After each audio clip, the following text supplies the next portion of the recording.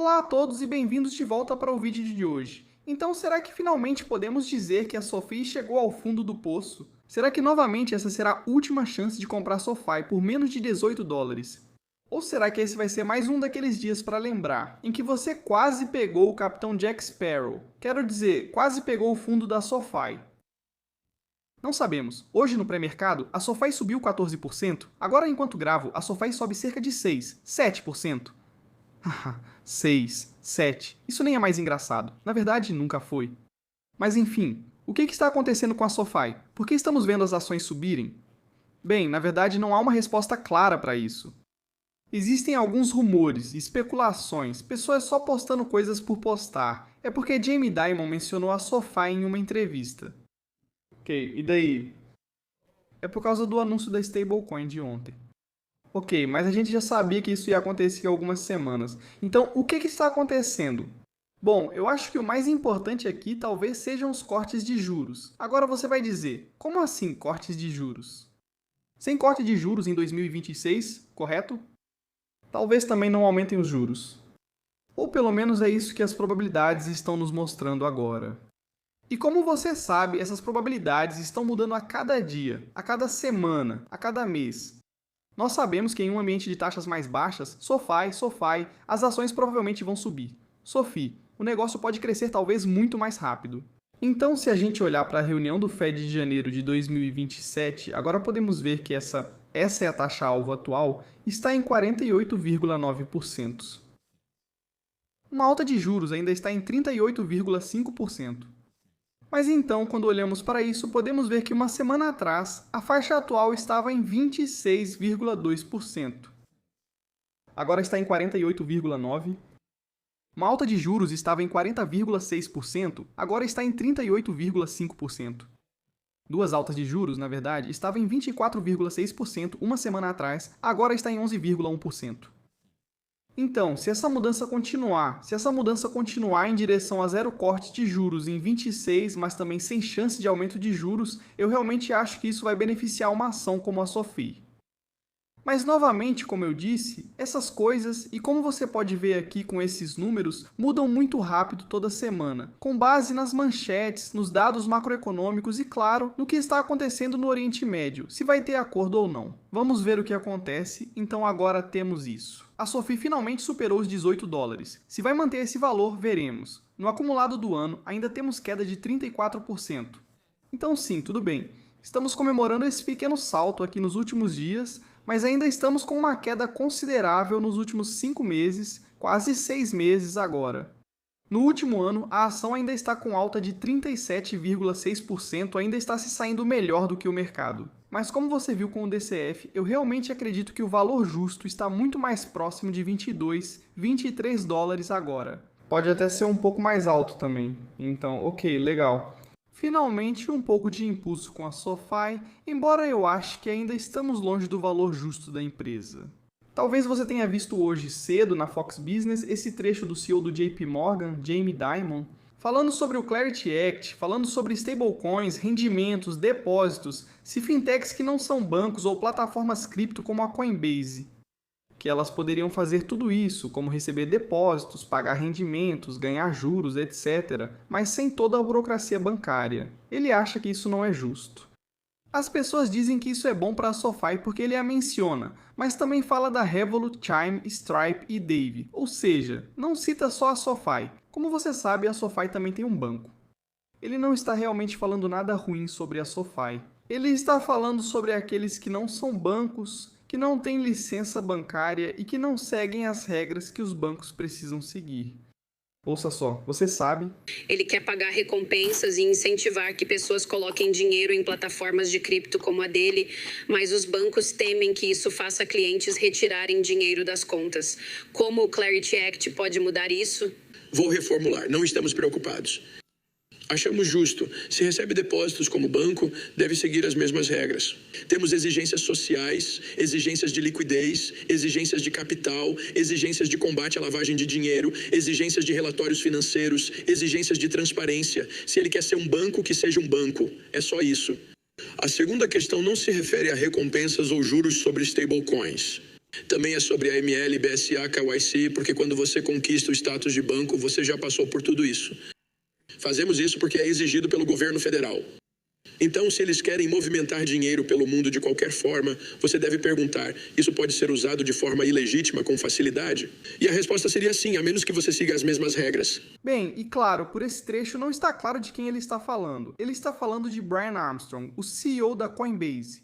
Agora, antes de mostrar o trecho curto onde ele realmente menciona a SoFi para que todos fiquem felizes, veja, ele tem razão. Certo, seja o JP Morgan, seja a SoFi, porque a SoFi tem um banco ou qualquer outro participante por aí que tenha uma licença bancária, que teve que passar por todas essas etapas para ser regulamentado, para conseguir a licença bancária, etc, etc, para cumprir os requisitos mínimos, e por aí vai. Eles passaram por tudo isso para chegar à posição certa. Então, agora dizer que de repente uma plataforma cripto como a Coinbase, por exemplo, pode fazer algumas dessas coisas, tipo sim, stablecoins, você tem as stablecoins, aí você pode ganhar juros, você paga rendimento, e isso é meio que um depósito. Mas você não é um banco, então como isso faz sentido? Como você disse, não é realmente justo. Mas a gente só queria ser justo. Você se referia a essas pessoas ao falar de muita concorrência? Não. Não, eu estava falando da Revolut, Stripe, Chime, Dave e SoFi. E sabe, algumas dessas empresas, como o PayPal, eles fizeram um ótimo trabalho no passado. Algumas empresas estão inovando no setor de pequenas empresas. Por exemplo, a Capital One comprou a Brex e há muitas outras atuando nesse segmento. E essas são pessoas inteligentes tentando, sabe, pegar uma fatia do seu negócio ou uma parte maior do seu negócio. E a Citadel fez um ótimo trabalho em negociações. Quando vejo essas situações, digo ao meu pessoal, abram os olhos. Vejam o que eles fizeram. Nós não. Algumas dessas ações poderíamos ter realizado, outras não, por diversos motivos. As stablecoins podem estar nessa lista. Eu não estou tão preocupado com stablecoin e nós já temos a moeda de depósito do JP Morgan. Está aí, pessoal. Ele mencionou a SoFi. É por isso que as ações subiram hoje. Ele até mencionou o PayPal. Brincadeiras à parte, sei que o episódio de hoje está animado porque, no geral, a semana foi muito boa. Quando ele fala aqui sobre concorrência, lembre-se do que temos dito várias e várias vezes. A concorrência, toda vez que as pessoas dizem a Revolut vai tomar mercado da SoFi, a Robinhood vai tomar esse mercado, aquele outro, novas holdings, isso e aquilo. Lembre-se, esses pequenos concorrentes definitivamente vão tomar espaço dos grandes, porque o grande é quem tem o maior pedaço do bolo. Tente entender isso da próxima vez que você vir esses debates bobos sobre é SoFi contra Robinhood, é Revolut contra SoFi. Não, na verdade são todos esses pequenos concorrentes contra os grandes bancos antigos e tradicionais.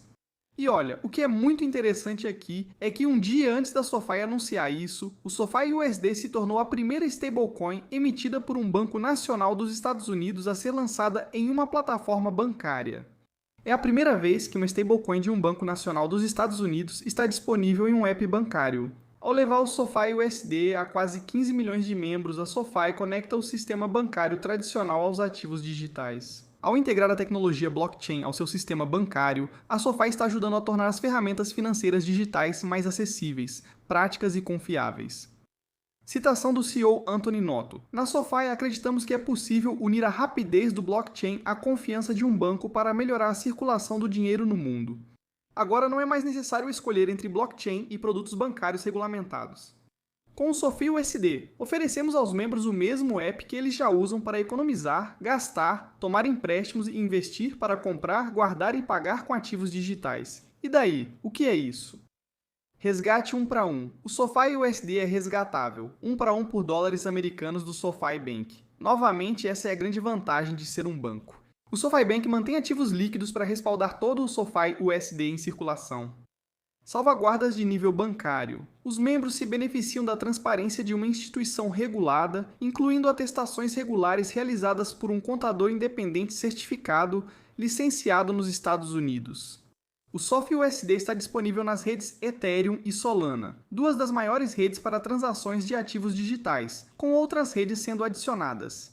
A SoFi ser um banco é uma grande vantagem, não uma desvantagem. Alguns dizem que, por ser banco, deve negociar a um múltiplo de 7 vezes o preço-lucro. Eles negociam com múltiplo preço, lucro mais alto porque crescem bem mais rápido que bancos tradicionais. Isso define um múltiplo com prêmio. Funciona porque você está crescendo muito mais rápido. É isso que vemos agora. No gráfico diário, você pode ver que a SoFi ainda não está acima da média móvel de 100 dias. Ela subiu um pouco hoje, o que significa que está fechando aquele gap de baixa após o relatório de resultados anterior. O RSI está ficando bem alto, mas ainda não está sobrecomprado. Além disso, como você pode ver aqui do lado, tem muito verde, mas muito verde em nomes que você nunca pensaria que estariam tão positivos assim. Adivinha? Pode estar havendo uma rotação agora. Porque a ServiceNow subiu mais 14%. Zeta subiu 13,3%, Rubrik subiu mais 11%, chegando perto de $80 por ação Rubrik. E eles vão divulgar os resultados, acho que na próxima semana. Sim, quinta-feira que vem. A ação está sobrecomprada, bem acima da média móvel de 200 dias aqui. Então isso vai ser bem interessante. Robinhood voltou a ficar acima de $93 por ação aqui. Subindo 10,3%, Robinhood anunciou alguns recursos de IA generativa ontem. As Trump Accounts foram anunciadas, gerando impulso. Palantir sobe 8,3%. Salesforce também está subindo 8,3%. Robinhood, $190 por ação. Adobe está em alta. Snowflake está subindo mais 6,6%. E o Reddit agora está em $175 por ação. Então, muitos nomes em alta aqui. Sim, tem alguns nomes em queda. A AST está caindo 15%. Isso porque o foguete da Blue Origin explodiu, o que significa que a Rocket Lab também está em queda. As ações relacionadas ao setor espacial estão caindo por causa disso. Faz sentido? Provavelmente não. Talvez mais para a OST do que para a Rocket Lab, mas no geral todos esses nomes estão muito valorizados agora e provavelmente supervalorizados. O Google está dando uma pausa. Euren. A Uber custa cerca de $70 para sempre, ao que tudo indica. Se você observar alguns nomes de semicondutores, o cenário é misto. Ontem vimos alguns deles dando uma pausa, assim como a Neocloud. Então talvez estejamos vendo uma pequena rotação acontecendo. O Octai subiu 31% hoje.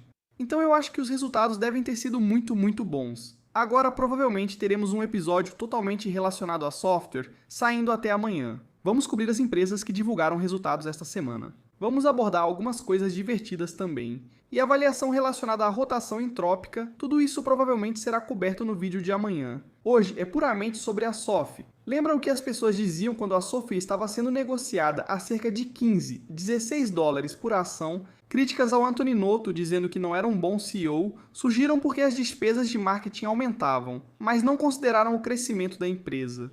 Diluição para cá, diluição para lá, mas ignoraram que o lucro por ação cresceu mais do que a diluição. Então lembre-se disso da próxima vez que a gente vê a SOFI cair bastante por qualquer motivo, ou outra ação que caia muito por qualquer motivo. Apesar de o negócio estar fazendo exatamente o que deveria fazer, que é se tornar mais lucrativo e aumentar as receitas. Lembre-se disso. É isso que eu tinha para vocês no vídeo de hoje, meio rapidinho, para encerrar essa semana. Espero que todos tenham um ótimo final de semana. Vejo vocês no próximo. Tchau!